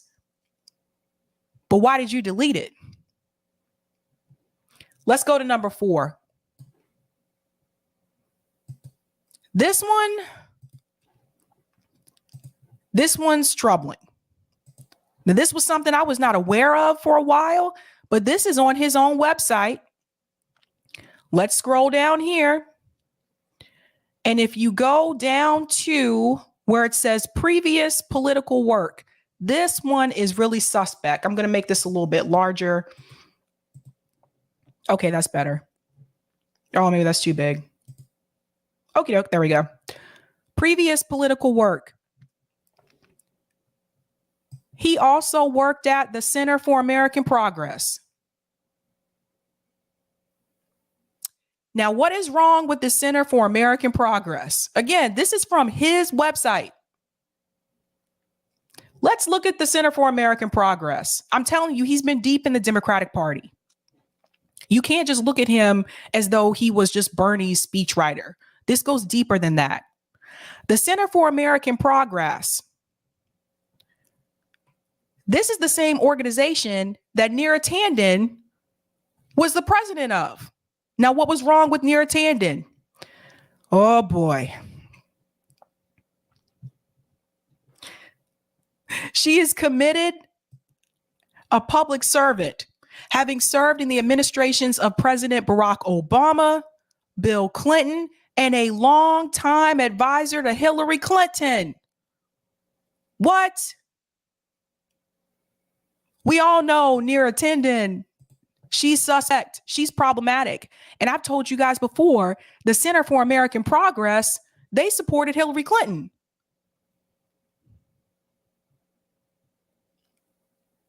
David Sirota had one foot on the corporate Dem side, and he had one foot on the progressive Dem side. He was trying to play on two teams. So what would happen if the progressive doesn't win? Someone like David Sirota is going to tell you to go ahead and vote for the corporate Democrat, which is what he's doing now, which is what he has been doing. He's been deep in the Democratic Party. There's more. This one is probably the most troubling. Now, this tweet is from David Brock. I'm going to tell you who David Brock is in just a second. David Brock put this out. He said, @Share Blue is on an ambitious growth trajectory. I wish David Sirota well in his future endeavors. My full statement on the news. So at one point in time, David Sirota worked with Share Blue and decided to leave. I'm going to get into that in just a second, and I'm going to explain to you why Share Blue was problematic. Share Blue is on an ambitious growth trajectory. We read that part already. We have seen an uptick in funding and investors and look forward to announcing new senior staff and editorial positions soon. I wish David Sirota well in his future endeavors. This again is from David Brock. He's the founder of Share Blue. Now, what's the problem with Share Blue and what's the problem with David Brock? Here we go. Now, this is when he announced that he was leaving Share Blue. Investigative reporter David Sirota has backed out of the left's answer to Breitbart. Now, here's the part that you need to pay close attention to here. Investigative journalist David Sirota has backed out of the job to lead True Blue Media, the David Brock brainchild pitched as the Breitbart of the left as its new CEO. So again, that's the I'm leaving statement there. And then here's the part that I want you to hear as to why he chose to leave. And it's not going to be what you think. True Blue Media. I believe in nonpartisan accountability journalism. This is coming from David Sirota. However, the circumstances of the job subsequently changed. True Blue Media does not now have in hand the resources for the kind of independent, nonpartisan journalism I want to continue to do, and that is needed to execute on the ambitious editorial strategy that we agreed on. Therefore, I've decided to turn down the job. I wish David Brock all the best. So the reason why he decided to leave is not because of what they were doing, but it's because they didn't have the resources. But let me show you what they were doing. Now, the key failure by a key element of the Democratic establishment to recruit Sirota, an anti-corporate outsider from the party Sanders wing, points to the challenge Democratic donors and elites face in challenging a movement that at the end of the day has little love for them. Hold on to your seats for this part. True Blue, which operates as Share Blue, was part of a cadre of liberal outlets that supported Hillary Clinton's failed presidential campaign. I kid you not. I'm going to highlight this. True Blue, which operates as Share Blue, was part of a cadre liberal outlets that supported Hillary Clinton's failed presidential campaign. So why was David working for a company that backed Hillary Clinton's campaign when he was a part of Bernie Sanders' campaign? Anybody? He said he left earlier on because they didn't have the resources. Basically, David wanted some money. That's what this is about. I told you, 1 foot on the corporate Dem side. He got 1 foot on the progressive Dem side. That's the problem with David Sirota. There's more. There was something else that this company was doing. And David Brock. And this is why David Brock is problematic. A quick taste of how online troll army like Hillary's Correct the Record functions. I don't know if every one of you remembers Correct the Record, but you got to follow this. So listen to this. We told you last month that Hillary Clinton's super PAC Correct the Record, under the guidance of political hatchman David Brock, was spending $1 million on an army of Twitter trolls. We got a taste of the digital stormtroopers in action when at least a couple of them colluded to get Bernie Sanders' Facebook pages shut down. So let's hear this again. Again, all these people are connected. All these people are connected. We told you last month that Hillary Clinton's super PAC Correct the Record, under the guidance of political hatchman David Brock, that's who David Sirota was working for. David Brock was spending $1 million on an army of Twitter trolls. We got a taste of the digital stormtroopers in action when at least a couple of them colluded to get Bernie Sanders' Facebook pages shut down.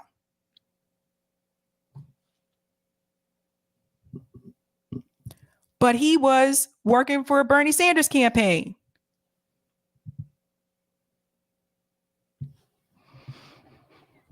There's more. Like, I can't make this stuff up. Now, someone sent me. Oh, I did put that one there. Okay, never mind. I did put that one there. Okay.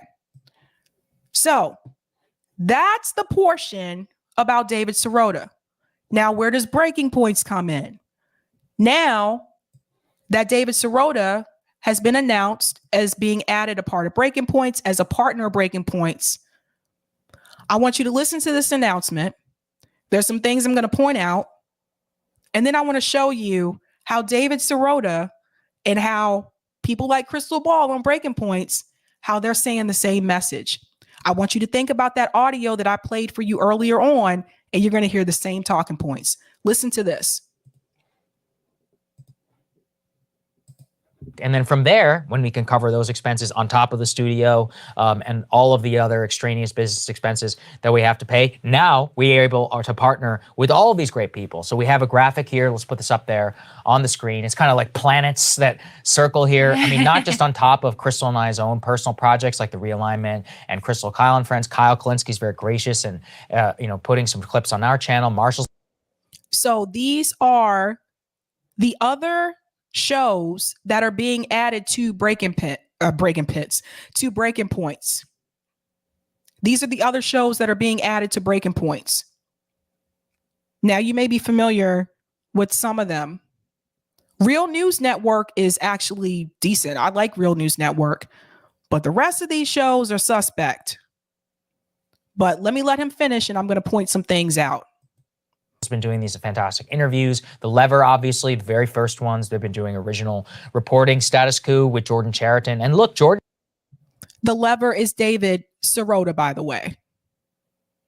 They didn't mention his name, but that's who that is.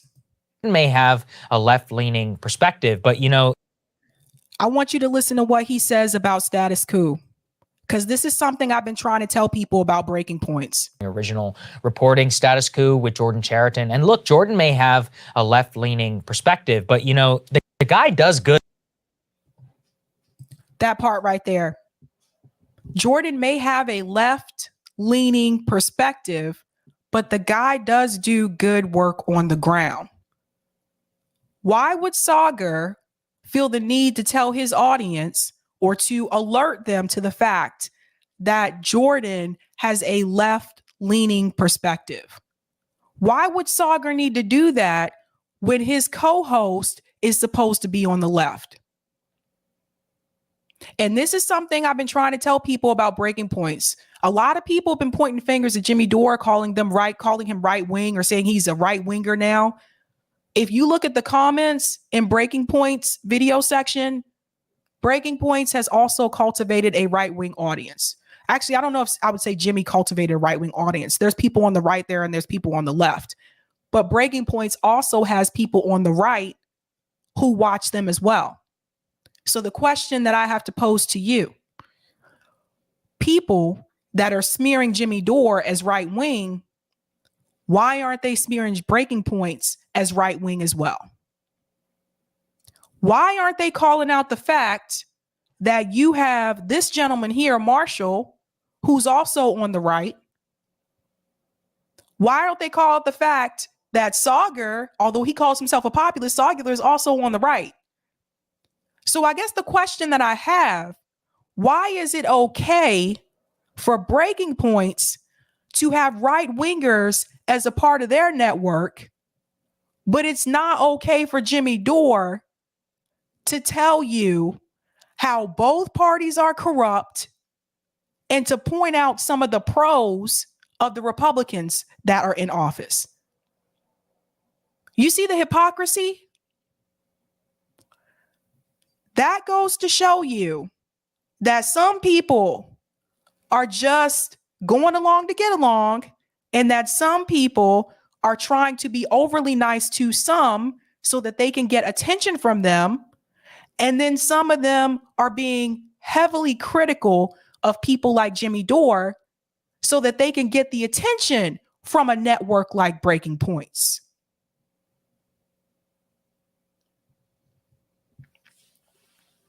You guys get it? You see what's really going on? I hope more people call this out. I hope more people call it out. Everybody goes after Jimmy Dore saying he's right wing. Here you got Breaking Points. They got a right winger here. Oh, and it's a black conservative. How convenient. Is anybody going to call out Breaking Points for having a black conservative on their network? No, it's okay because it's Crystal and Sauger.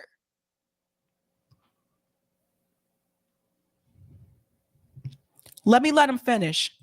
On the ground reporting, no matter what you might think of his own personal opinions. He did great clips for us from the J.D. Vance rally, had great clips there also with Nina Turner. He had somebody down in Texas. So we have great affiliate footage, real news. Great clips for us from the J.D. Vance. Something else that's a little bit suspect here, The Intercept. So let me get this straight, ladies and gentlemen. Why would Breaking Points add The Intercept? Do you guys remember the story of why Glenn Greenwald left The Intercept? Glenn Greenwald had an article that he wrote about Joe Biden. The Intercept, by the way, which Glenn Greenwald started, The Intercept wouldn't let him publish that article. Why? Because at the end of the day, The Intercept is going to tell you to vote for Joe Biden. They didn't want him to put that article out because they still wanted people to vote for Joe Biden. So Glenn Greenwald left The Intercept. Now, why would Breaking Points add The Intercept to their network knowing what they do? Why? Because this is the message that they want to push. Pay close attention to the shows that have been added to this network. Again, with the exception of Real News Network, Chris Hedges is over there. But pay attention. What are all these people going to tell you to do come 2024? They're going to tell you to vote blue no matter who. If there's no progressive running against Joe Biden, all of them are going to tell you to vote for Joe Biden. At least on this network, they will. That's the message they're all putting.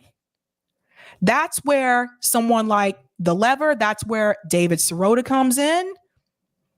That's where The Intercept comes in. Kyle's takes may be a little, somewhat more to the left than Breaking Points, but at the end of the day, all of these shows are going to tell you that you better vote for Joe Biden or otherwise you might end up with Trump again or DeSantis. That's the narrative that they are going to push. They're going to keep it blue-red.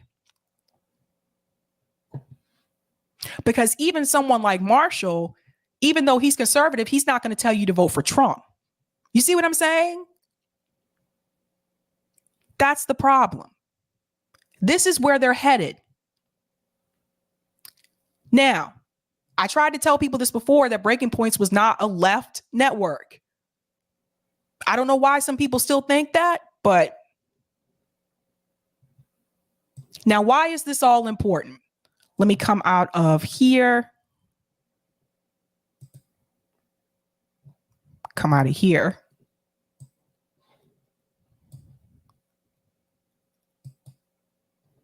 I want to show you something. Now, Colin brought up a really good point. Colin said, so Jimmy Dore can't have right-wingers on his show, but Crystal Ball and Sauger can have Marshall Kosloff, a right-winger, on their podcast/network. Shout out to Sabby Sabs too for pointing this out. Guess if you are a right-winger of a certain class, and in this case, race, it's okay. They're going to push a certain narrative, you guys. And they have the numbers to do so. Now, I want to show you how Crystal and David Sirota have the same talking points when it comes to, well, yes, if you have two bad choices, I get it. You don't want to vote for them because they suck. And yes, I understand that. But at the same time, you're going to let the right win if you don't vote for them. Here's an example of Crystal Ball talking about withholding your vote. Watch the way she frames it. And also shout out to Kelly Lane for sending me this. Listen to this. This is how they work. Eric, you want to do a sound test on this? Because I got to start it over anyway. A sound test. Because whether they want to admit it. Yeah, we're going to have to increase the volume with this one. So what I want to point out to you is this. This is why they would bring someone like David Sirota to that network, because David Sirota has the same talking points. Not to have to give up anything of substance in order to get us on board, but in fact, their fixation on Trump and Trump alone does give us an advantage. Thanks. All right, that's good. I think that's as loud as it can go. He has the same talking points. Watch how Crystal Ball frames this. She's going to start out like a leftist and make you say, yes, you need to withhold your vote. But watch how she ends. She uses the same framing that David Sirota did on that audio that you just heard at the beginning of this story. Because whether they want to admit it or not, they do in fact need us in order to win. Now, they would certainly prefer not to have to give up anything of substance in order to get us on board. But in fact, their fixation on Trump and Trump alone does give us an advantage. The only question, and it's a big one, is if we're willing to use it. If we're actually willing, in a coordinated fashion, to make demands and be willing to withhold our votes. Individual voters here and there making their own unaffiliated decisions are, in fact, powerless. But as always, solidarity could be powerful. The only question, and again, it is an incredibly weighty one, is whether we're actually willing to grab that power and risk actually being the reason that Trump is reelected. Because while I think it's highly likely that because of their anti-Trump desperation, Democrats would cave to virtually any demands backed up by a truly credible threat, there's of course a chance that they don't. And there's of course a chance that such a coordinated anti-Biden opposition from the left would in fact result in a Trump reelection. And let's not sugarcoat what that means. It means being ready to carry the Trump admin's actions on your conscience, including the orphan babies at the border, the footsie with white nationalists, the deadly level of sheer incompetence. It means being willing to be absolutely and thoroughly despised, seen as true villains, or perhaps an even greater magnitude than Trump. Did you hear what she just said? She started out good, the way a leftist would, right? Yes, there's power in withholding your vote. And then towards the end, she switched it up, just like David Sirota did, and said, well, if Trump wins, long story short, if Trump wins, then you would have to deal with having that on your conscience, that you let fascists win. That's the same rhetoric that Sirota gave on that audio call at the beginning of this story. all of these people, let me come out of this. Let's go back to this. All of them, they're sheep herders. All of them are going to keep you voting Democrat. They'll play this game for years. For years, they'll say, we have a progressive. Vote for the progressive. The progressive loses. Well, you got to vote for the corporate Democrat, or otherwise we're going to end up like with someone like another Trump. They're all the same, guys. The narrative is the same. Whether Marshall is a conservative or not, he's not a Trump conservative. So Marshall will tell you to vote for Joe Biden too. This is the full circle. That's why you have people like David Sirota added to this network. Secular Talk used to be decent back in the day, but Kyle started changing up his rhetoric last year. I already knew what was coming. You see it now? These are the people who are going to keep you in the Democratic Party. And Breaking Points has what? Over 800,000 subscribers? Why do they want to do that? Money is one reason. And number two, because it's more comfortable and convenient for them to keep you doing the same thing. It's comfortable for them, even though it's not comfortable for you.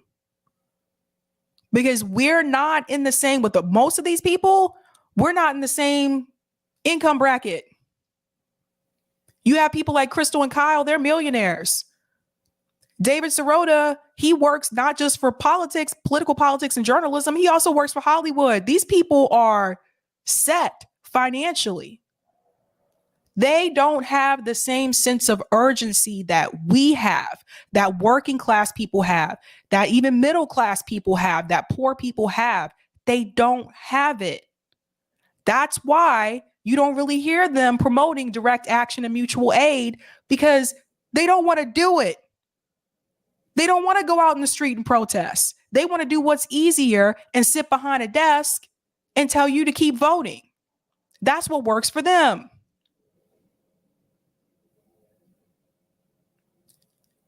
Do you guys see where the real divide is now? The real divide is not about a Jimmy Dore left or a TYT left. The real divide is a fucking class divide. And that being said, David Sirota, I'm going to sum it up like this. How do I get out of here? Okay. I'm going to sum it up like this, and I'm going to end with this.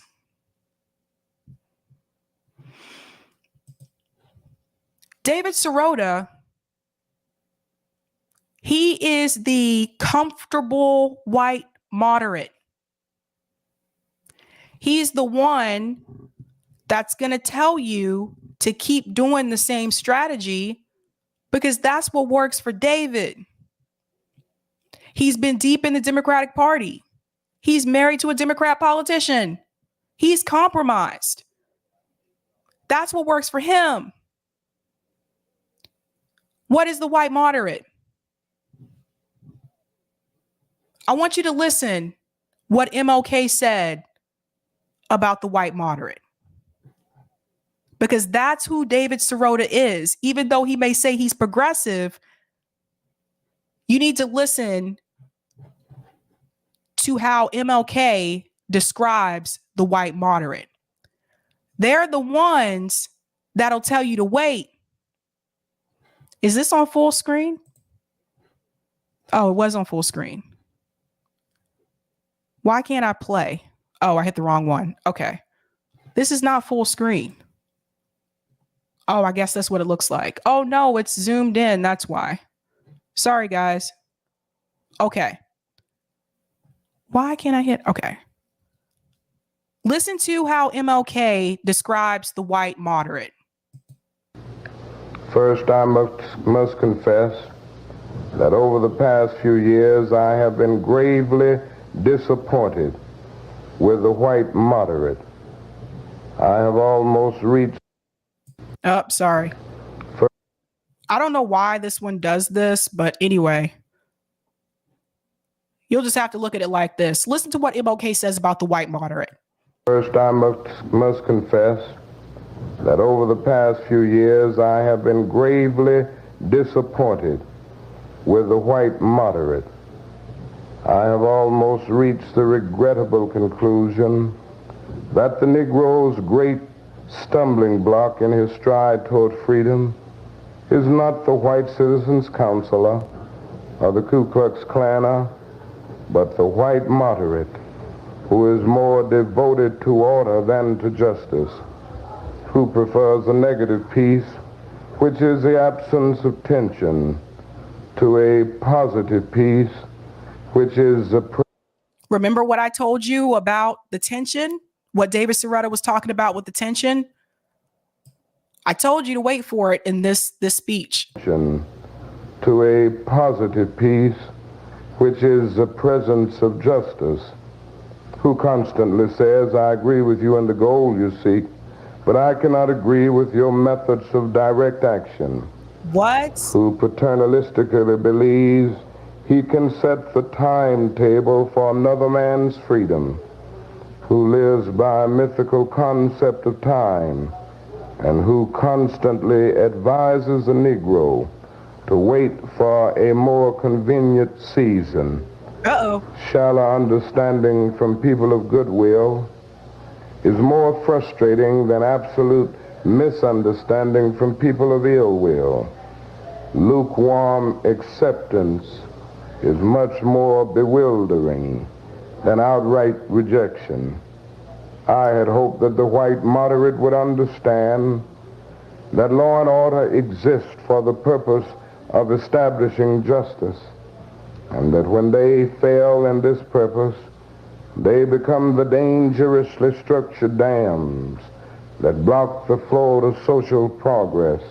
What? I had hoped that white moderates would understand that the present tension in the South is a necessary phase of the transition from an obnoxious negative peace in which the Negro passively accepted his unjust plight to a substantive and positive peace in which all men will respect the dignity and worth of human personality.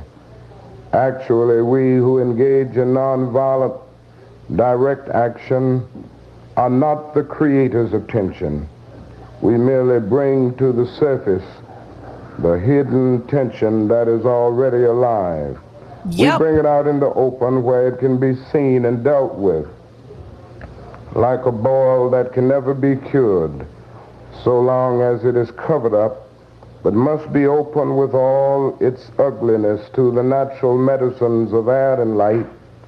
Injustice must be exposed with all the tension its exposure creates to the light of human conscience and the air of national opinion before it can be cured.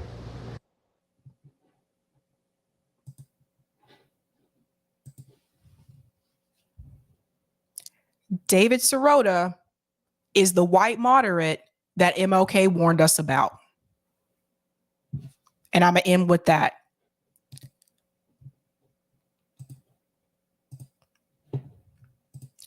Shout out to Commuted. Thank you for becoming a Sabby member. Whoop, whoop. Thanks, thanks, thanks. Who else am I missing here? Reefer After Dark. Great minds think alike, Sabby. Follow the money. Big news from In Soon. So Reefer's from, this is Reef. He's from Indie News, Get Indie News Network with Independent Left. Great minds think alike, Sabby. Follow the money. Big news from In coming soon. Love you. Hit the like button. So yeah, I'm going to be going over to their channel right after this. Delthea said, voting is me, my self-expression, what I want government to do. Voting by definition, self-expression. Thank you for the super sticker, MPLS612. Thanks for the super chat, AJF. Everyone, the David Sirota types are projectionists and tend to have a class awareness problem. Ergo, they're too high on their perch. Therefore, lacking empathy and sympathy. MLK right on about white moderates. There you go. Thank you for the super chat, Musi. That was amazing. I hope Jimmy and Breaking Points respond to this soon. Thank you for the super chat, AJF. Tension, order, decorum, tradition, civility are the shackles of the daring Sav. Maybe save. S-A-V. I think I do have comments on Rockfin.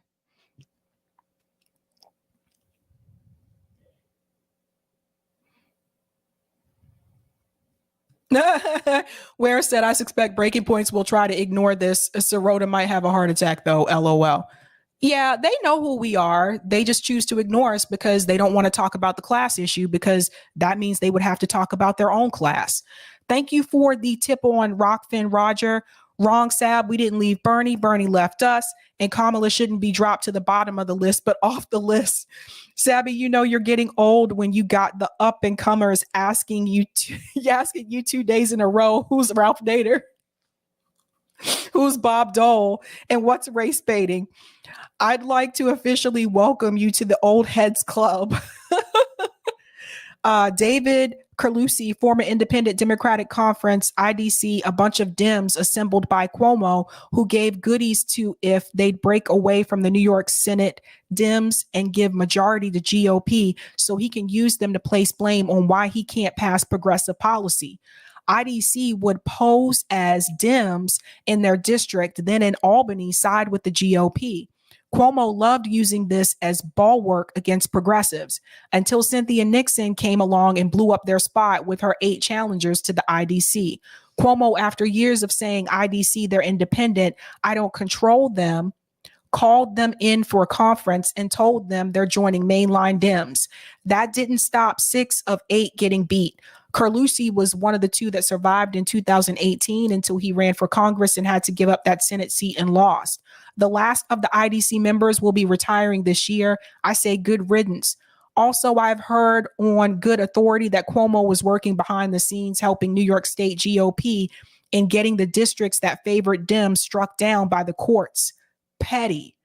Also, 18 out of 24 states offering ballot initiatives allow voters to amend their state constitutions. If those 18 pushed BIs to amend their state constitution to abolish all political parties from the local to the federal, we can break the House and the Senate. Sab, a friend of mine who's Black, also feels Dorr is a closet racist, so he said stop sending him his videos. I think it had to do with the way he first went after Obama in 2017. Oh, fuck Obama. I don't think he was disputing the facts of what Dorr was saying, but how he critiqued. But I think he's more open to hearing you, despite you're saying the same thing as him. Also, I remember that race baiting Sirota article. Thank you for that, Roger. Yeah, David Sirota is the white moderate that MLK was warning you about. Those are the ones that are going to keep you back from progress. They'll prolong it and have you doing the same strategy over and over, because what you want to do, which would be faster and more effective, takes them out of their comfort zone. They're the ones that set the timetable and decide what you should do, how you should do it. And in the meantime, they're not struggling at all because they're comfortable. They're the ones that'll tell you that they're okay with Black Lives Matter protests, that they're against police brutality. They'll tell you all those things like, yeah, I think everybody should be treated equal. But at the same time, they don't step outside their class. They stay in their comfort zone. They talk to people like them. They think like people like them. And when people who are of a different class challenge them in any way, shape, or form, especially if they are people of color, if they're a Black people, they don't know how to handle that too well. So when you have someone like David Sirota constantly saying over and over that he feels as though basically you're saying he's stupid because he doesn't want to do that strategy, that's his own projection onto himself. Because I did not say that, but that is the way that he feels, because that's how he feels when he hears it. Because you're putting him in a position that makes him uncomfortable. That's all I have, you guys. I do have to get going. I am past time. Thanks so much for tuning in. And I want you guys to know, Like flat out, you got to be wary of this. You got to be wary of it. Sabby, what's the name of the show you're going to next? Oh, I'm going to go watch Indie News Network. Let me see. Let me put the link in here. They should be live. They should have just went live. Indie News Network. Yes, they are live. They're live right now. How do I put this on here? Oh, am I going to share the poll results? What's the poll results? Here, I'm putting it in the chat now. That's the link for Indie Left. Did I tell you guys the poll results? I didn't. Shoot. The poll results. Who would you vote for? Here I am. Poll results. Who would you vote for? Oh, that was weird. I heard myself there. Okay.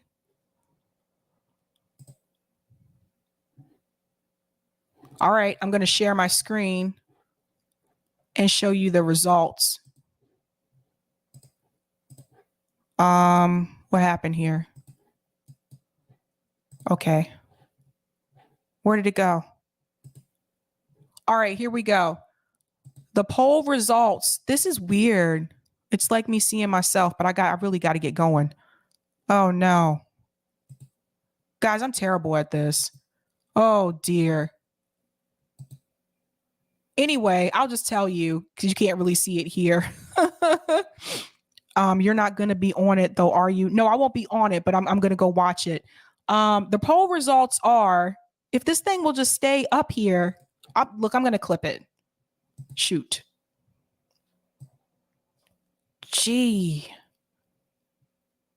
Okay, let me share that. Come out of here. This thing is weird, man. This is a me problem, not a you guys problem. All right, got it. The poll results. Who would you vote for in 2024 if Biden does not run? And I am going to go ahead and what happened to that actual clip? This thing is weird. I just had this up here. I'm sharing something that I can't even see anymore. Anyhow, look, the choices were, who would you vote for in 2024 if Biden does not run? Kamala Harris, Bernie Sanders, Elizabeth Warren, or third party / independent. 86% of you said third party / independent. Second was Bernie Sanders with 11%. And third was Elizabeth Warren with 2%. And Kamala Harris was 1%. So the majority of you pick third party / independent. But it is time for me to go. Oh, thank you for the super chat, AJF. Sorry meant Sav equals Sab. You, milady. Oh, Sab. Thanks so much. Thanks so much for that. All right, guys. That's all I have for you. Tomorrow's Thursday. I'm on Roundtable, so I won't be here tomorrow. I'll just upload clips instead. Other than that, have a good night. I'll be back on Friday. Keep up the fight.